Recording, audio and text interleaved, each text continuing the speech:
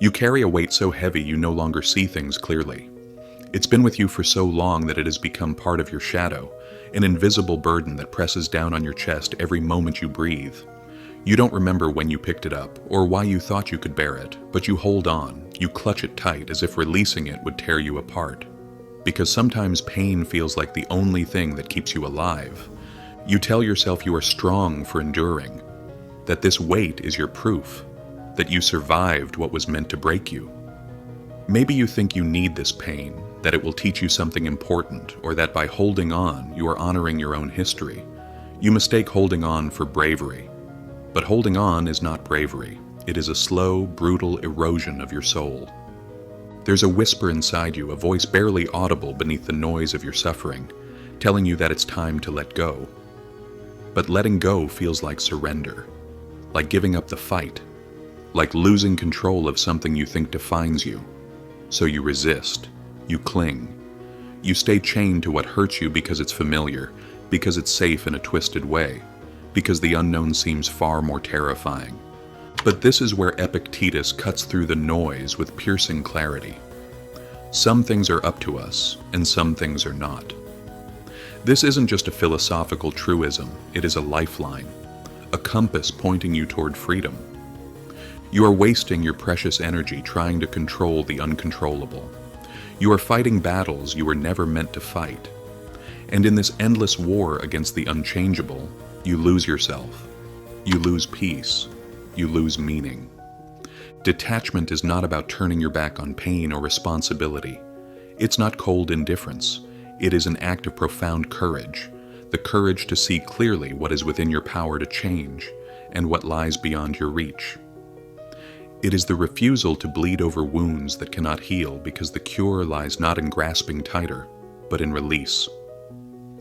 Imagine what life could be if you stopped clutching at what's already broken. If you let go of the anger, the regret, the hurt that you carry like a shield. Not because you are weak, but because you are wise enough to know that healing begins when you stop feeding the poison inside. Detachment is the cure for the wounds that fester when you insist on living in yesterday's pain. It is the radical act of reclaiming your power by choosing what to hold and what to release. So the question you must face is simple but brutal. Will you keep carrying this invisible weight until it crushes your spirit? Or will you find the strength to let it fall, to untangle yourself from what no longer serves you, to finally breathe without apology? The answer is yours. But remember this, freedom is never given. It must be taken. And sometimes that means letting go. You don't notice it at first. The slow tightening of your chest, the way your shoulders slump under an invisible weight, the quiet voice inside that keeps whispering, just hold on a little longer. Because holding on has become a habit, a reflex, a shield. Pain has a strange way of rooting itself deep inside you, not just in your body, but in your mind, your identity, your sense of self. You begin to define yourself by the hurt as if letting go means losing a part of who you are. And so you clutch that pain like a lifeline, even though it's dragging you further into darkness. You tell yourself that if you can just endure enough, if you can survive the heartbreak, the betrayal, the loss, maybe one day it will stop hurting. Maybe one day you'll feel whole again. But the truth is uglier. Pain doesn't disappear by willpower or stubbornness. It festers when you hold it close. It poisons your thoughts and dulls your soul. This isn't just a personal struggle, it's a human condition. We are wired to resist change, even when that change means freedom. We're taught to fix, to fight, to fix again, often at the expense of our own peace. We mistake endurance for strength and confusion for clarity. And what if the very thing you are fighting against is what you need to release? What if holding on is the real injury? The slow self-destruction you don't see because it's hidden beneath layers of denial and fear? Epictetus's ancient wisdom rings truer today than ever. Some things are up to us, and some things are not. The problem is we often try to control the uncontrollable. We waste energy on what's beyond our reach, draining ourselves dry, leaving nothing left for what truly matters, our healing, our growth, our life. Detachment is the forgotten remedy. It is not about apathy or weakness. It's about discerning what is yours to carry and what must be let go. It's the painful, messy process of unlearning everything you've been taught about strength and control. Imagine the relief when you finally stop the endless fight, when you accept what cannot be changed and turn your energy to what you can shape, your reactions, your choices, your future. This is where the real power lies, in surrendering what weighs you down so you can rise, unburdened and free. The idea of detachment isn't new. It stretches back through the corridors of time, whispered by ancient philosophers and mystics who understood that suffering often comes not from the pain itself, but from our refusal to let go. Epictetus, the Stoic slave turned philosopher, lived more than 2,000 years ago in a world where chaos, cruelty, and injustice were everyday realities. Yet his teaching was simple and radical. Some things are up to us, and some things are not. In other words, the key to peace is understanding the boundary between what you can control and what you cannot. Stoicism emerged as a response to a world that was unpredictable and often brutal. It offered a map to navigate suffering by detaching from the uncontrollable, by accepting the harsh truths without letting them define you. The ancient Stoics saw detachment not as cold indifference, but as a fierce armor of clarity, a way to preserve your inner fortress while the storm raged outside. Yet, history shows us how hard this is to practice. Humans have long been trapped by attachment to people, to pain, to stories that bind us to our suffering. The medieval era was full of religious teachings that emphasize penitence and endurance, often equating suffering with virtue. The idea was that pain was a test, a trial to be carried with humility, sometimes even pride. Fast forward to modern psychology, and we see the same trap repeating itself. People hold on to trauma, resentment, and toxic relationships, convinced that enduring is a sign of strength or loyalty. We glamorize struggle, wear scars like badges, as if the pain validates our existence. But science tells a harsher truth. Clinging to emotional pain rewires your brain, deepening pathways of anxiety, depression, and fear. What the ancients knew, and what modern science confirms, is that detachment is not about erasing memory or shutting down emotion. It's about choosing what you feed, what you nurture within your mind. It's the practice of pulling back, observing without judgment, and releasing what no longer serves your survival or growth. This ancient wisdom remains relevant because the human condition hasn't changed. You are not the first to fight the invisible battle inside, but you can be the one to break the cycle, to learn detachment not as defeat, but as a radical reclaiming of your power. You are standing at a crossroads where history and your own story collide. The question is, which path will you take? The path of endless holding on, or the path of fierce, freeing release? Pain is a parasite. It latches onto your mind, sinking its teeth deep into your identity until you can no longer tell where you end and the hurt begins. You clutch it like a talisman, believing it keeps you safe. But really, it's a slow poison. The more you hold on, the more it consumes you, silently, invisibly, relentlessly. Why do you do this? Why do you chain yourself to what destroys you? Because pain is familiar. It's the dark echo in the empty rooms of your soul. Letting go means facing the void, an abyss where the self you knew dissolves into nothingness. And that terrifies you more than the chains. Philosophers like Epictetus dared to name this brutal truth. Some things are up to us, and some things are not. It's a cold slice through the fog, an unforgiving mirror held up to the parts of your life you've tried to control with trembling hands. The moment you stop fighting what is outside your power, you begin the excruciating process of detachment. But detachment is not surrender, it's war. A war against the addiction to pain that has shaped your every breath. Your mind is a battlefield where attachment and detachment clash in endless cycles. The voice inside you, a relentless tormentor, whispers that if you let go, you'll lose yourself. But what if you never were who you thought you were? What if that identity is just the sum of your wounds, a ghost haunting your fragile sense of self? Detachment is the severing of that ghost. It is stripping away the lies you've told yourself, that your worth is bound to suffering, that your scars are your identity, that your misery is your destiny. It is the merciless uncovering of the truth. You are more than the damage you carry. This process is terrifying because it forces you into the void, the vast echoing emptiness where all your defenses fall away. You stand naked, stripped of excuses, illusions, and comfort. You confront the raw essence of existence, and it is cold, it is dark, it is terrifying. Yet within this abyss lies the seed of liberation. Only by embracing the void can you break free from the chains forged by your own clinging.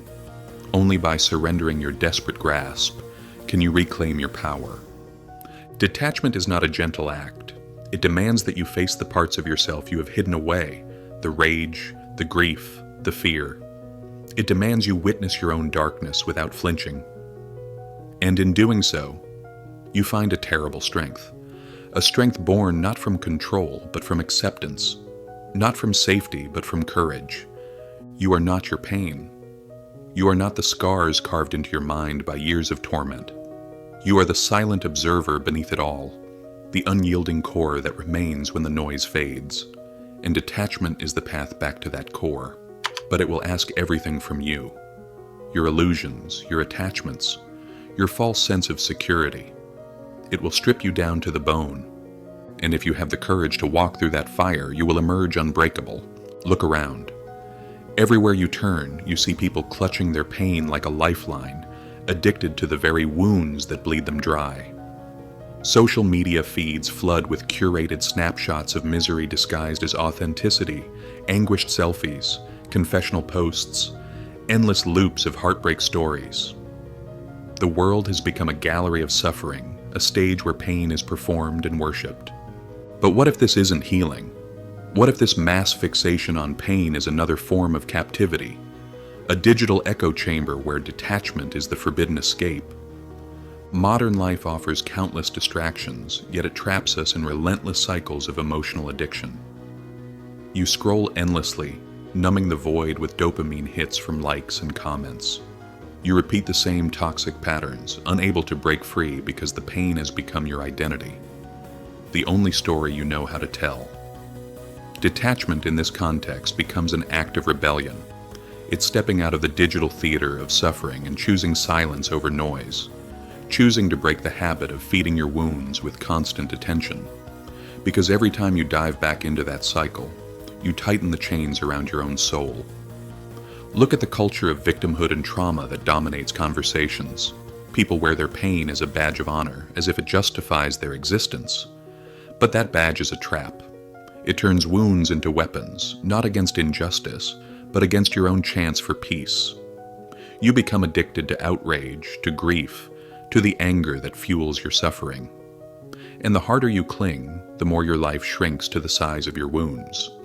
Technology, the very thing that promised connection, often amplifies isolation. It broadcasts your pain but muffles your power. It traps you in a loop where detachment seems impossible because you're drowning in your own noise. But detachment is the quiet revolution.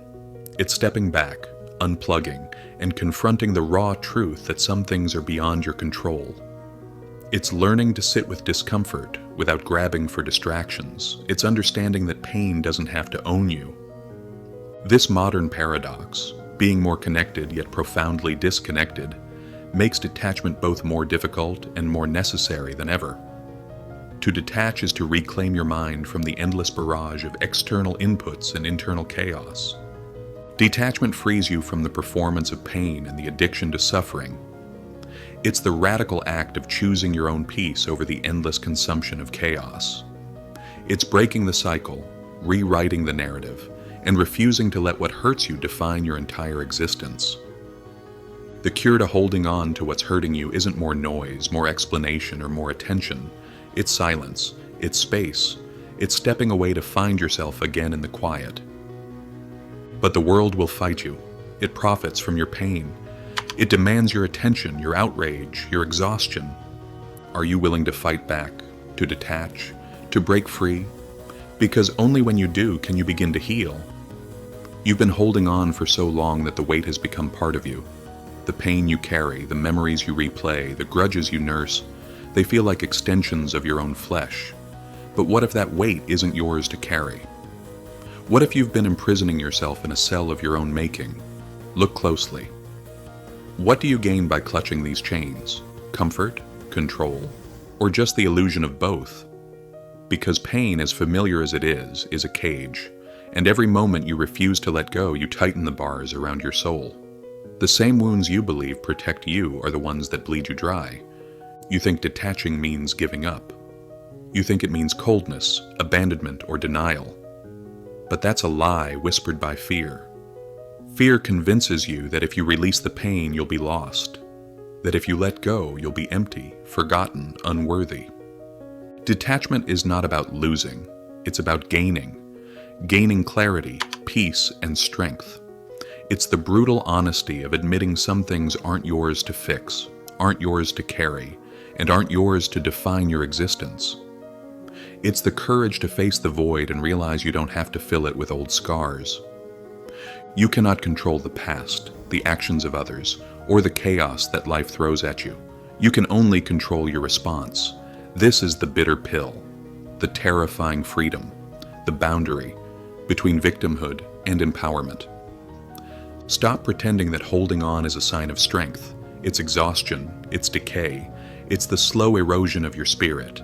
It's the chains you keep locking around yourself, tighter with every tear and every angry thought. You have the power to choose, not what happens to you, but what you do with it. The moment you accept this, you begin to break free.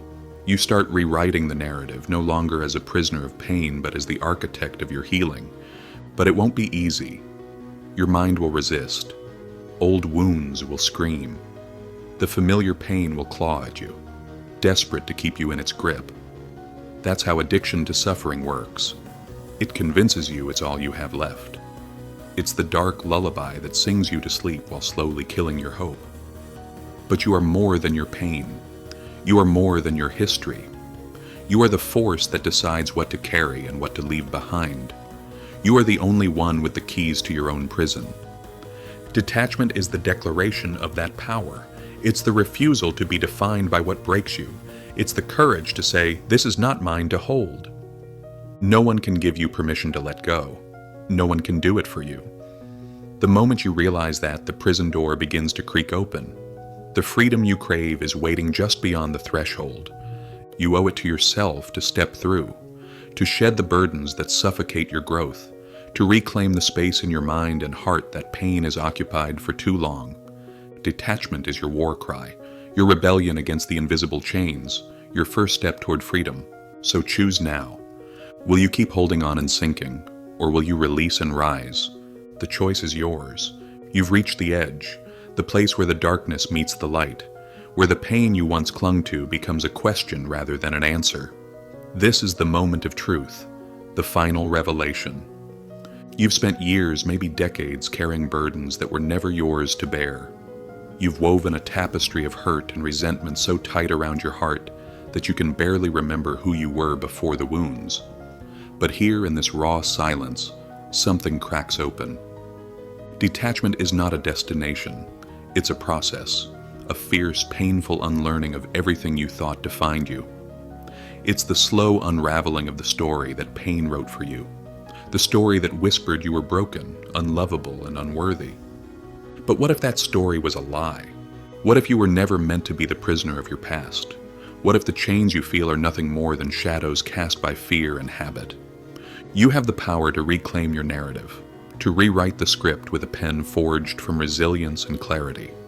But this requires a brutal honesty that most avoid, the honesty to face your own complicity in holding on. You are not just a victim of circumstances, you are also the architect of your suffering, the keeper of your own cage. This realization isn't a condemnation, it's liberation. It means you have the keys, even if you lost them for a time. Detachment demands that you stop feeding what hurts you. It demands that you confront the pain without becoming it, that you watch the fire without getting burned again and again. It asks for your presence in the discomfort, your willingness to sit with the emptiness until it no longer frightens you. This is terrifying, because emptiness feels like loss, because letting go feels like death. But in this death is rebirth. When you let go, you don't vanish. You become. You emerge from the ashes of your pain stronger, sharper, more real, free.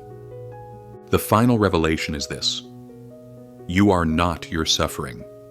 You are the witness to it. You are the force that chooses to rise above it. You are the storm that refuses to be contained. The hurt you held so tightly, it no longer defines you. It no longer controls your steps. It is a chapter closed, not the whole book. This is your moment to break the cycle, to choose detachment not as escape but as power, to choose freedom over familiarity.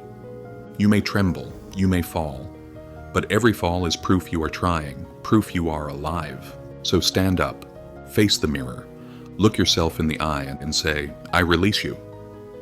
Then watch how the world shifts, how the weight lifts, how your soul breathes for the first time in years. This is not weakness. This is the fiercest strength. This is your final revelation. This is where the story ends or begins anew.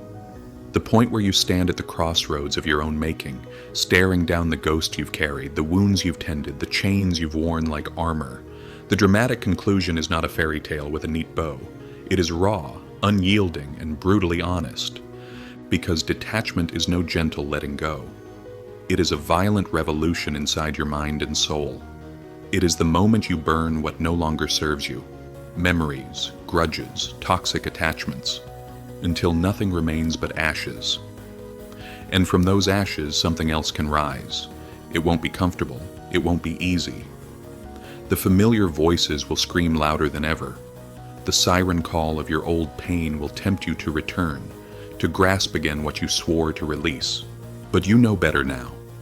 You know that holding on is a slow death, and letting go is your only chance at rebirth. In this crucible of change, you will feel naked and exposed.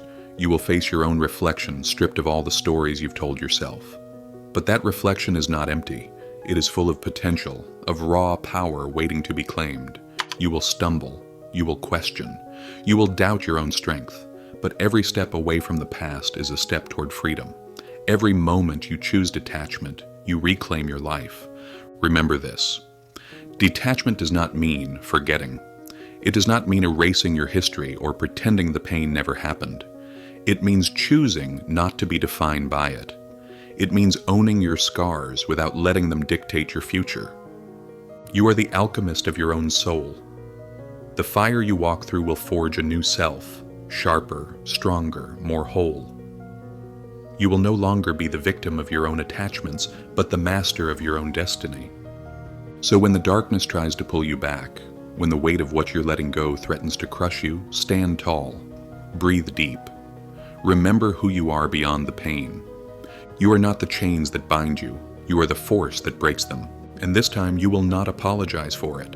You will rise. You will reclaim. You will become. This is the end of holding on to what hurts you. This is the birth of your freedom. Now that you've seen the truth, it's time to act. No more waiting. No more pretending that holding on to pain is strength. It's time to choose detachment, not as a passive surrender, but as an active rebellion against everything that's been poisoning your mind and soul. You've been trapped in a cycle of hurt for too long, feeding wounds that fester and grow, but you hold the key. The power to unlock the cage, the power to break free. So, start small. Notice the moments when you cling to pain, when you justify the suffering because it feels familiar or because it makes you feel alive. Then decide, do you want to keep living in that cage or do you want to step into freedom? This isn't easy. It never is. But every step you take away from what hurts you is a victory. Every moment you refuse to let the past dictate your present is a rebellion. Every breath you take with intention, without apology, is an act of defiance. If you're ready, commit now. Commit to the hard work of detachment. Commit to facing the discomfort of emptiness.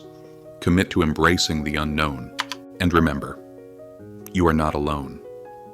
Many have walked this path before you. Many have stumbled and risen again. You can too. If this message hits close to home, don't let it fade away. Share it. Talk about it. Reach out to someone who needs to hear it. The fight against pain is not meant to be fought in silence. And if you want to keep hearing voices that cut through the noise, voices that remind you of your strength, your power, your worth, subscribe and follow. Join a community that refuses to accept less than freedom and peace. Because you deserve to be free. You deserve to live unshackled. You deserve to stop holding on to what hurts you. So take the first step. Right now, let go.